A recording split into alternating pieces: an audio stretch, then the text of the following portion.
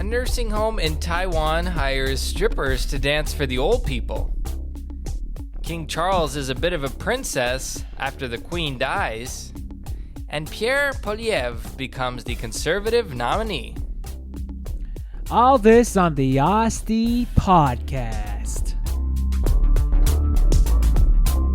Yeah.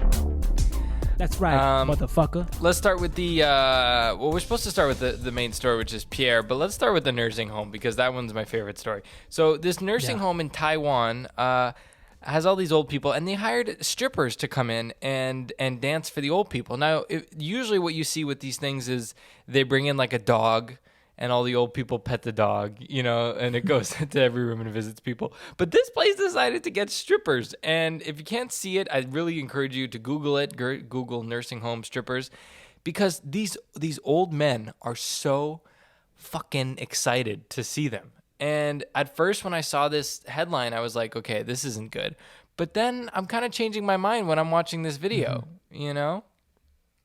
Yeah, you look at all these old people. They all look like, remember Breaking Bad, Hector Salamanca, when he's in his chair? Like, they got this stripper dancing on them.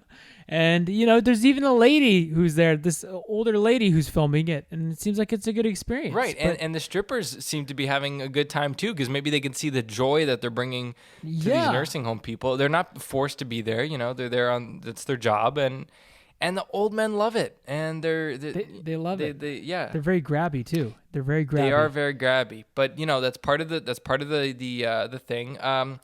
It says a nursing home has been forced to apologize for hiring a stripper to perform for senior citizens in wheelchairs.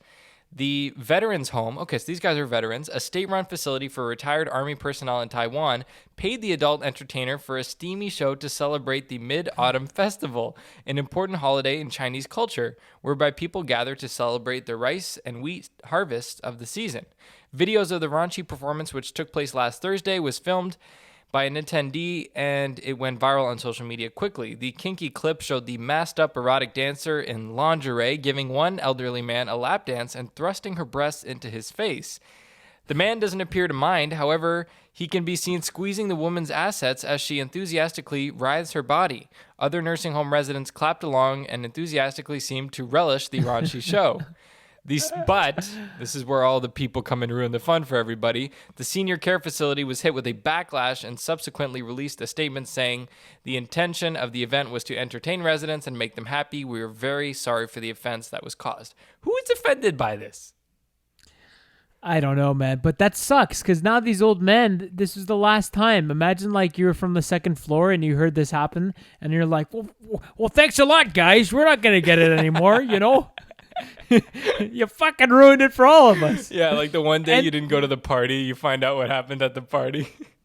Yeah, exactly. They had a stripper. They had a fucking... And I didn't come?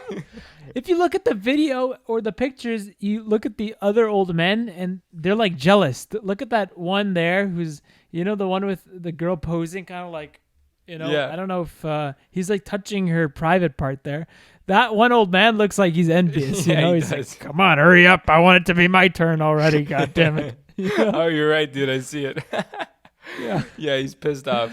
I mean, it's kind of like reminds me of like in elementary school where like the janitor would let you come into the teacher's lounge and have pizza. And then like one of the teachers found out about it and then got mad at him. And he was like, sorry, not allowed to let you guys in here anymore, and ruin the fun for everybody kind of thing. Yeah. It's like good intentions and, people are happy about it, but there's always that one bad apple or, who wants to ruin the party for everyone, Yeah, and I don't know why they have to apologize. I mean, like these men are men and they enjoy seeing this. Just because they get old doesn't mean that they don't, are no longer attracted to women and don't want to have fun anymore. They're adults. Everybody's consenting adults. And, I think what's probably good about this is that mostly when you think about these kinds of parties, they bring in some crazy woman who has a little piano and paints her face, and she goes, and now everybody stand up. The fall is coming. Everybody, come on, Mr. Johnson, stand up. Yeah. And they like make them sing as if they're like 2-year-olds. And, these guys are like, come on, give me a break. They'd rather have a stripper. Exactly. No, 100%. Like, we forget that these people lived a life, like, and they were our age at one point, Right. and they were probably thinking the same things that we thought. And, it was probably more wild back then, too, in the 50s in Taiwan. I don't know, maybe. But, I mean, it's kind of sad because now other old people in the resident, they're not going to be able to have that fun. I agree. And like I said, I honestly, I thought this story was kind of crazy and cringy until I saw the expressions pictures. on, the pictures, the expressions on these men's faces. They seem so happy. And the dancer seems so happy. She can see the joy she's she's smiling. bringing. She's really, really smiling. Yeah. She, so anyway, a very And nice think story. about how long. Sorry, No, go just ahead. one last point. But think about how long it's been since, like, one of these men got to feel someone that age. You know what I mean? Right. Like, they probably remember it all the time. And it's like it's a big deal for them. It's Right. probably the best thing that happened to them that whole year. Right. You know, And they're probably they don't give. they're gonna live off of that moment for probably the next 4 months, remembering it, talking about it amongst each other at their card games and at their dinners. Yeah. And, Yeah, exactly. It just like, I feel like I know the residence home did it, but just picture this. You be like the son coming to visit me. I'm an old man. Okay. Hey, Dad, how you doing? I'm good. You know what happened last week? What happened? They brought a girl. And she came and she danced for us, and she was wearing a bit of lingerie. Okay, I got a different one for you. Okay, you're the old man, and last week they had the stripper come in, and this week it's a different party, and I'm the woman they brought in this time. Okay. Okay. Hi everyone, my name is Maggie, and this is my border collie retriever, Sandra. Everybody's Can we get the girl from last week? What? No. What was her name? Li Zhang? no. Why don't we? Everybody's gonna get a chance to pet the dog, so everybody say hi to the dog. No. Get that mutt away from me. I don't want to see your filthy animal. Bring the girl from the cute little girl from last week, Li Zhang.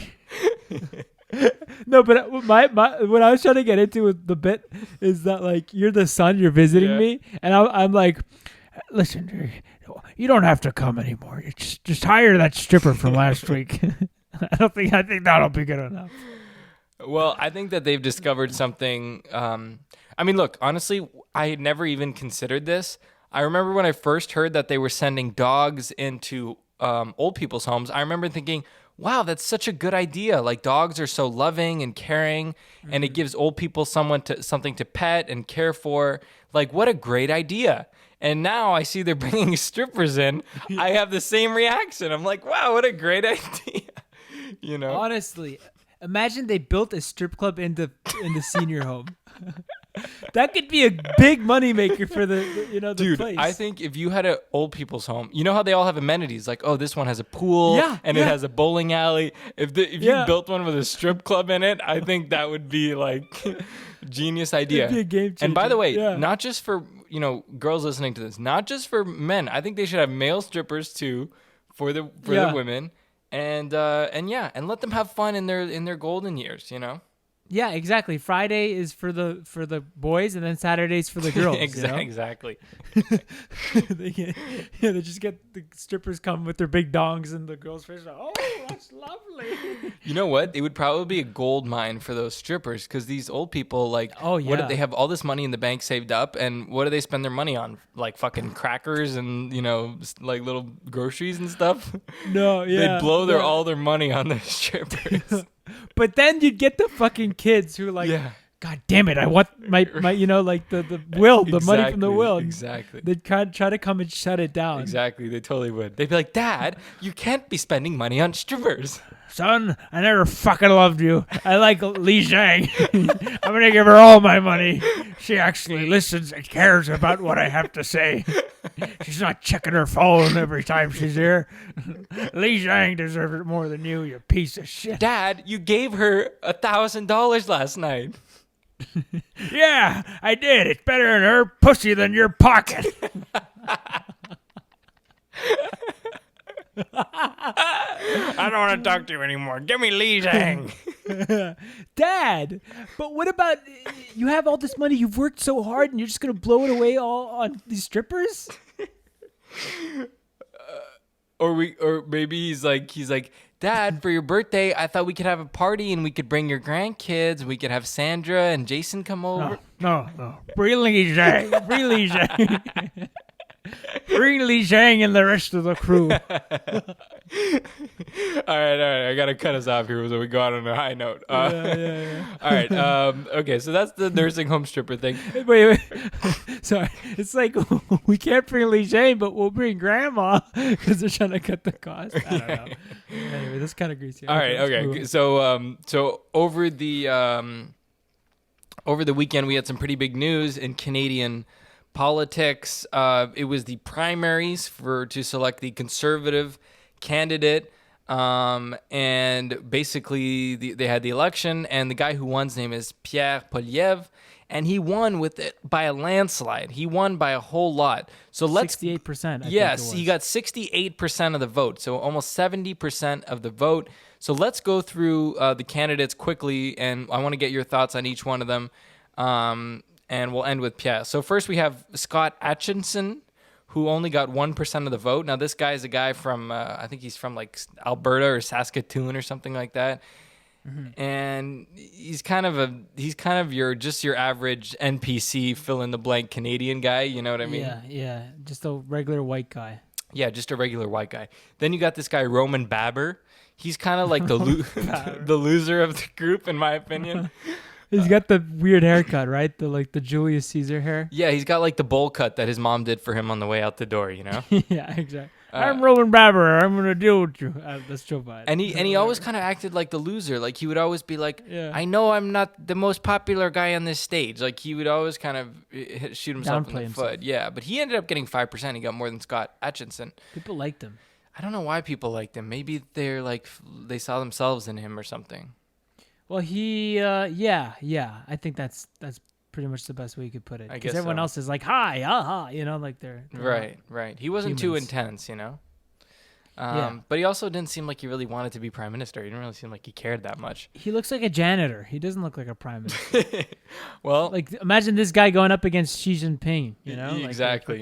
Trump. Imagine him representing the country at anything. Like if he's already apologizing for being on fucking stage, he's gonna apologize to all the. Well, that's what I would have done if I would have been Pierre. I would have been like, do you everybody be honest with yourselves? Do you want anybody on this stage to represent Canada? To when it goes to a G7, G8, like G20, do you want this to be what people see as Canadians? Roman Baber, this fucking loser here? You want this guy to be representing the country? Then you had Jean Charest. He was the French-Canadian guy of the group. He ended up getting 16% of the vote. He was very corrupt, too, back in the day. He worked... I think allegedly he was doing a bunch of backroom deals and stuff. What he did, I don't know too much, but I think he's building buildings and they're choosing just contractors. Yeah. There's no bidding. They were never able to prove it, but he was in charge when all the mafioso construction stuff was going on in Montreal. And he also worked with Huawei. He kind of helped represent them during the whole thing that happened. Really? Yeah. So he's kind of he's in it for the money, but I mean... Well, he's a career politician. He's like a Canadian Clinton kind of thing, Yeah, that's the thing. He looks the most, I guess you could say, gritty guy, He's the most calloused looking guy on stage. He's also a very talented politician. Like, when you listen to him, your first instinct is to be like, wow, this guy is pretty impressive. Like, I want to hear what he has to say. Very charismatic. He's able to connect with people. He's able to take really complicated issues and kind of make them simple, which is what politicians are usually good at doing. Because, people don't like to not understand things. So when you have a politician who can take a complicated subject and just make it like, hey, this issue is as simple as apple pie. And you like apple pie, and people are like, "Yes, I do. Yes, I do." Yeah. So that's that's basically what he did. And everybody knows in the South, you can't bake an apple pie without turning it on the oven. That's true. That's true. So that's kind of his thing. And then you had Leslie Candace Owens. You had Leslie Ann Lewis, who was kind of like the wacko of the group. She ended up getting 10% of the vote, which is pretty impressive. No, but that's why she's very like fundamental Christian. She's like, I don't believe you should be getting an abortion, right? Yeah, she's like trying to reignite this abortion debate in Canada, which has been settled for years. Nobody wants to rehash that. No way. And she's like kept bringing it up at every debate, and she would always yell. But anyway, She looked and like she's off her rockers. Yeah, she did, and she was off her rocker. She definitely was. Anybody who, and they're gonna say, "Oh, that's your opinion." No, like watch this woman speak. She's not all there, in my opinion. Also. Then you got Pierre Poilievre. Yeah, Mr. Perfect. Mr. Hair is always gelled in the perfect direction. Yeah. He has every fact at the tip of his fingers. Very smart guy. He's like a calculator, Yeah. But he's not as charismatic as Jean Charest. He's not as charismatic as Justin Trudeau, and that's what's gonna hurt him in the election. We'll see if Canadians. But was Harper charismatic as Justin Trudeau? No, he wasn't. He wasn't. But Harper was elected before social media. Harper was elected when young people didn't really pay attention to voting and didn't pay attention to elections, and elections weren't decided because of social media and stuff. It was, people watched things on TV. You watched the big debates on CBC News on TV, and that was Harper's time, Well, it was a different time. I don't know. I agree with you, but then again, there's so many people that like those Ben Shapiro destroys, liberals. And like, that's kind of like what Pierre Poilievre, he comes from the same breed, he's like the same, like, I will destroy you with facts, kind of guy. But how does that play in Canada? In Canada, where we elected Justin Trudeau the last, 2 terms, like, Mr. Fluff, Mr. BS, Mr. Can't answer a question. All he's going to do is reroute it to about, Canada is one country united. But we're on our 3rd term with this guy, correct? Or is it the 2nd term? Third term. This is his second. Well, this will be his 3rd term if he runs again. Okay, yeah. Well, that's the thing. Like, we've had it all. Like, we've seen this guy. What's your other option? Oh, no, 3rd term, because we had it was him against Harper. He did an early debate, early election this time, because then he went against. Yeah, he called a snap election. It was Scheer, first. It was Harper, Scheer, and then Aaron O'Toole. Right. Yeah. But he didn't do a full 2nd term because he called an election. Exactly. He was up in the polls, which was a good call, but. Could they do that with the next election or no? I think he can do it anytime he wants. So it's only him who gets to decide, right? Yeah, it's only him, the party in power. I don't know, man. I don't know how it's gonna go. But anyways, we have a long time. Let's see what happened with his address here. Yeah, so he wins. He wins with 70% of the vote. He becomes the conservative nominee, and then so then he speaks in this interview. So why don't you play his clip? Sure. I just got headphones in, but I guess we could put it in afterwards, right? Yeah. Do you want to play it or? Merci beaucoup d'être revenu aujourd'hui. Thank you very much for coming. I appreciate that. Thank you very much.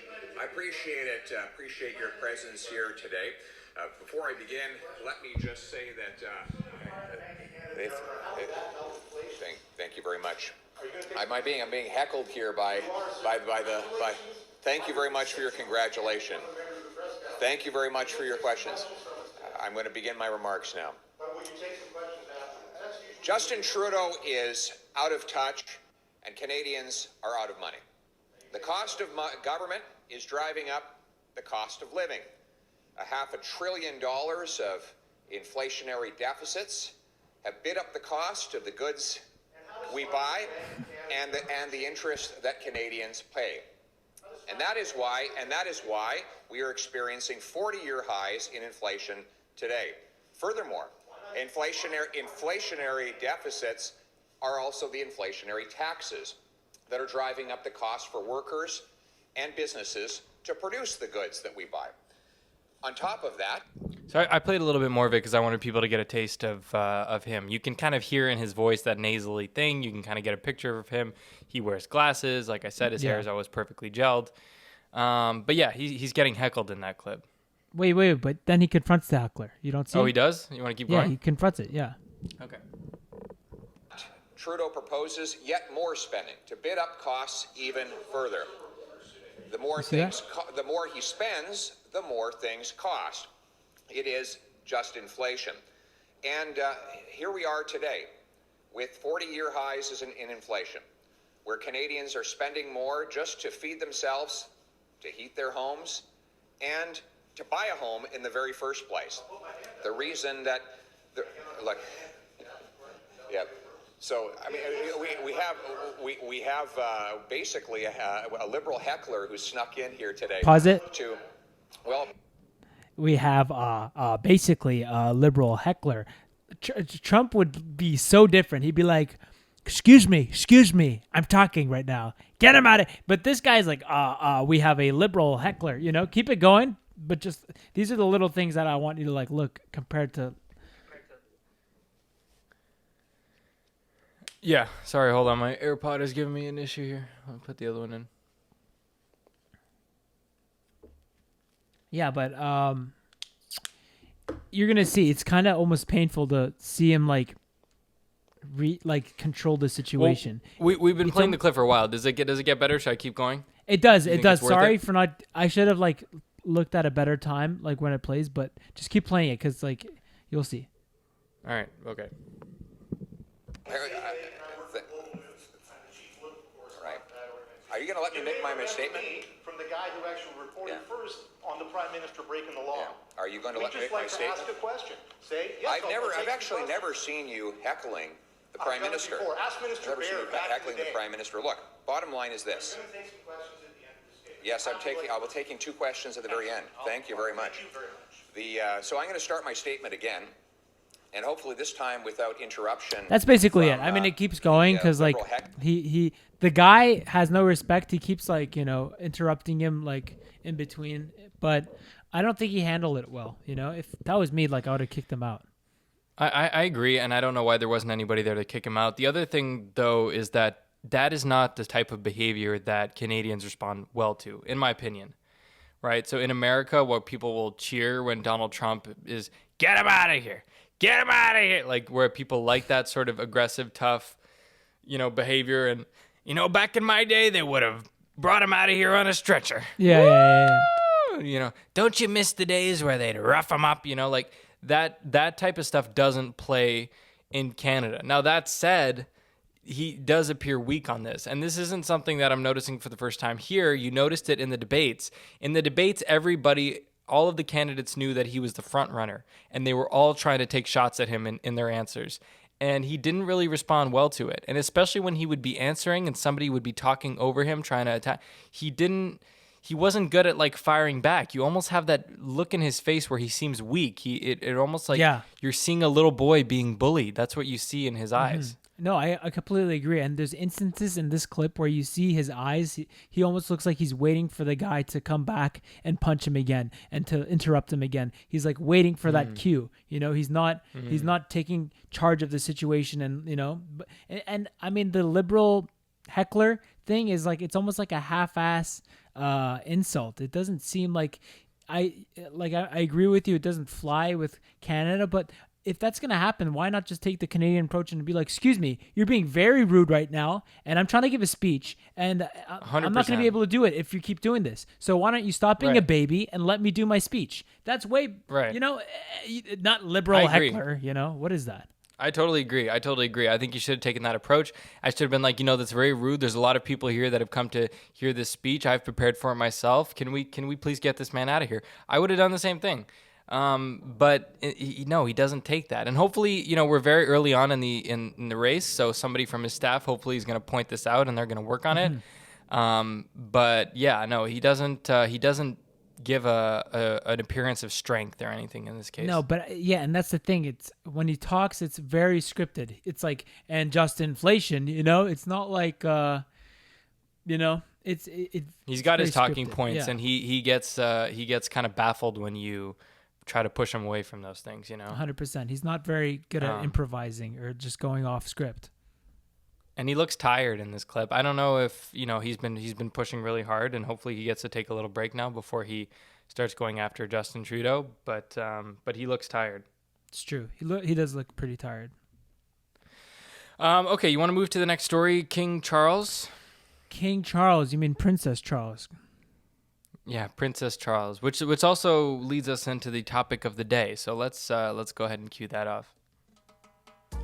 And now it's time for El Tema del Día, the topic of the day.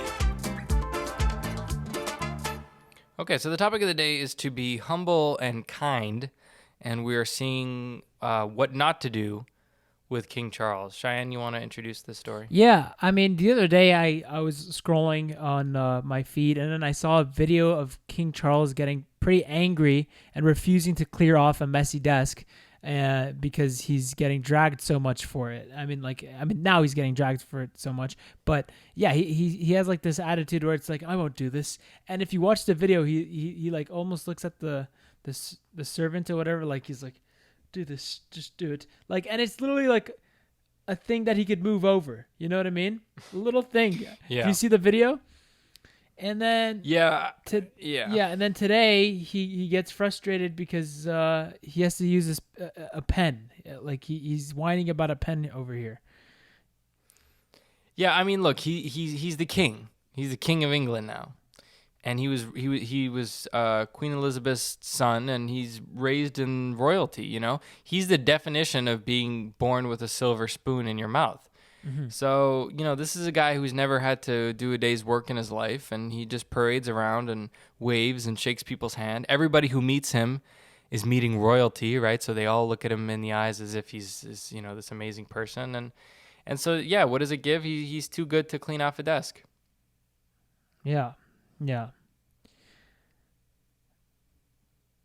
Yeah, I totally agree. And I'm just watching this video of him being upset about using the pen. He's like, oh, I can't use this.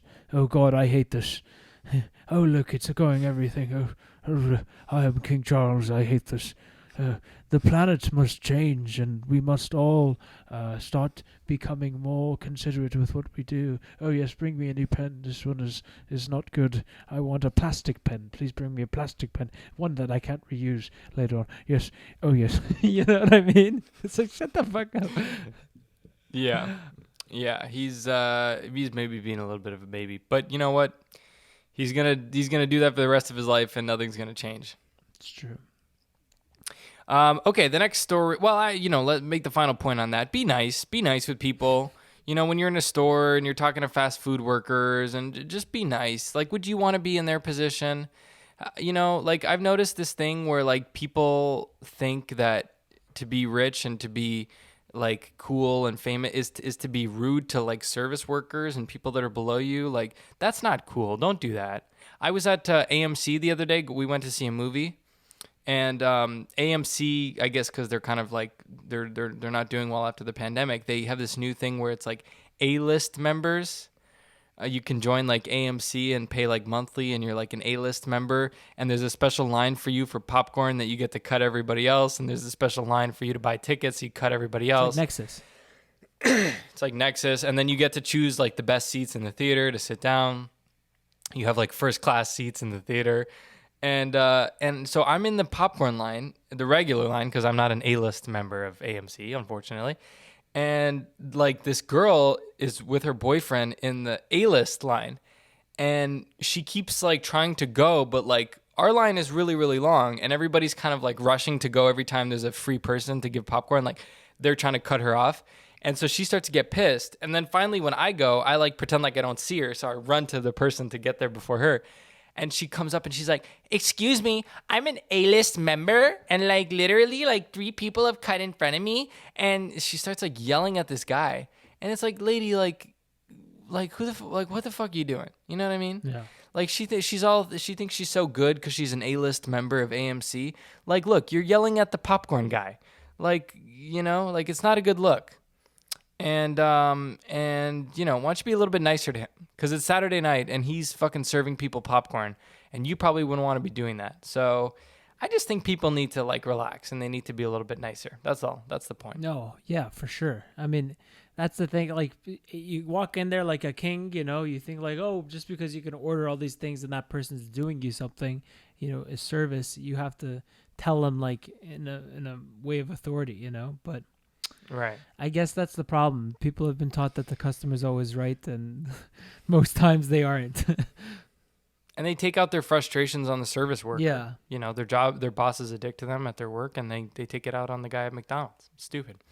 All right, last story of the day is New York City is polling to push a possible sugary drink warning. So basically, you know, the warnings that you see on cigarette packs, New York City is looking to pass a law that would require companies to put those types of labels on drinks that had a lot of sugar in them. So it says, sorry, it's raining here, there's thunder. It says the food industry chains like Starbucks would be required to add sugar content warnings to menu items such as fountain sodas, smoothies, coffee drinks, and even salads under a new bill being introduced by the City Council Majority Leader, Kenneth Powers. The proposed rule would mainly apply to fast food businesses with 15 or more ounces of sugar in their products. In addition to Starbucks, it would include Subway, Dunkin', and McDonald's. We have started to take measures clearly to make sure that New Yorkers are informed about what they're eating, whether it's calorie counts, restaurant grades, or sodium counts. New Yorkers deserve better information. And then they have a picture here of the warning label that they would put on stuff. And it's really ugly, right? So when you think about a nice Frappuccino or a Coke you would drink, can't imagine having this big logo on it. And the logo reads, "Warning, drinking beverages with added sugars contributes to obesity, diabetes, and tooth decay." Mm-hmm. So yeah, what do you think about this? I think it's a pretty good step because a lot of people were complaining about the government not doing enough for people being fat and obese, and that being a high percentage rate of people dying from the pandemic was because they were overweight and unhealthy. So I don't think it's bad because at least people some people just, it doesn't register into their brains that yes, I'm eating this thing, and then that's what's making me fat. It's like they're just going to keep eating it, but until they realize that me putting this thing in my mouth is actually contributing to my unhealthiness, is, you have to have like something that's going to let them know if they're that unaware. So I don't think it's a really bad thing. But then again, on the flip side of that, it's like, what if, you're not one of those unhealthy people and you want to go enjoy like a Krispy Kreme or whatever, and then all of a sudden you're turned off by that label, So I don't know.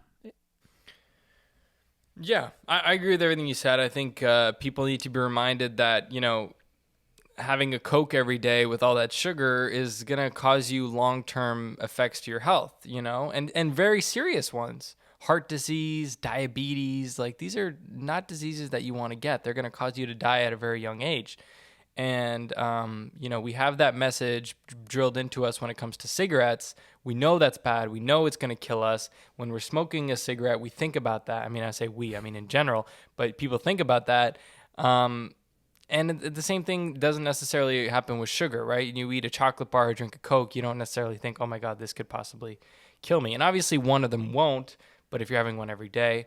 But the problem is that it could lead to some issues in actual stores and stuff when people are ordering drinks. And the first thing, they tried it at an actual location here at a Starbucks where this guy tried to order a Frappuccino and the person behind the counter had to tell him that there was, a lot of sugar in it. And it caused a bit of an issue here. So let's play that video for you now.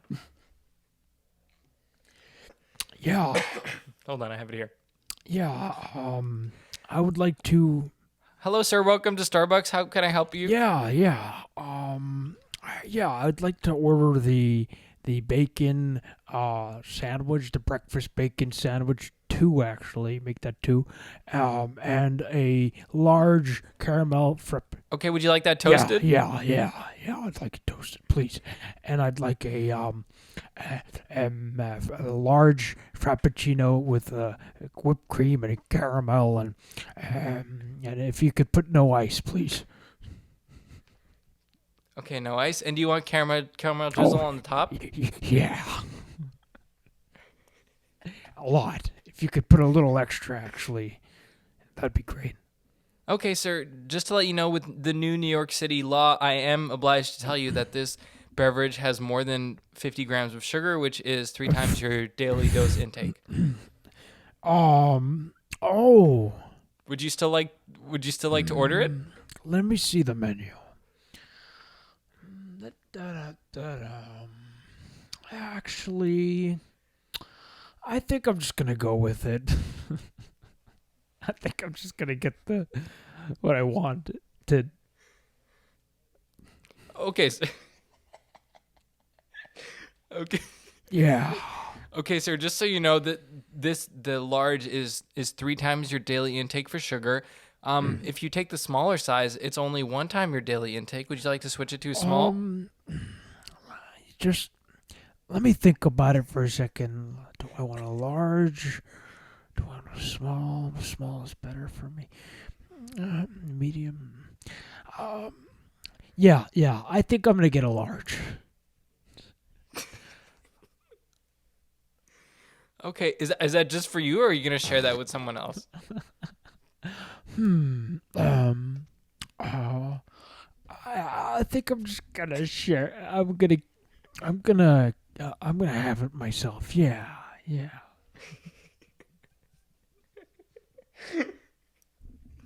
Okay, sir. Here's your frappuccino and your 2 bacon sandwiches.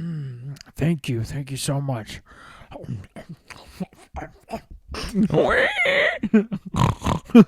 Just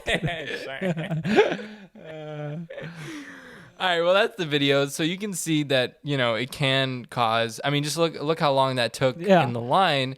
That could possibly, cause backups in Starbucks that are already long lines and stuff, So there are other, implications into this law that maybe they haven't thought of. Yeah, people start to second guess. They have to think about it for a second, because usually people, when they know they want something, they're going to get it right away. They don't want to, unless Right. you're like some Karen who has no job, nothing to do, and you're like, maybe I'll get is this one good?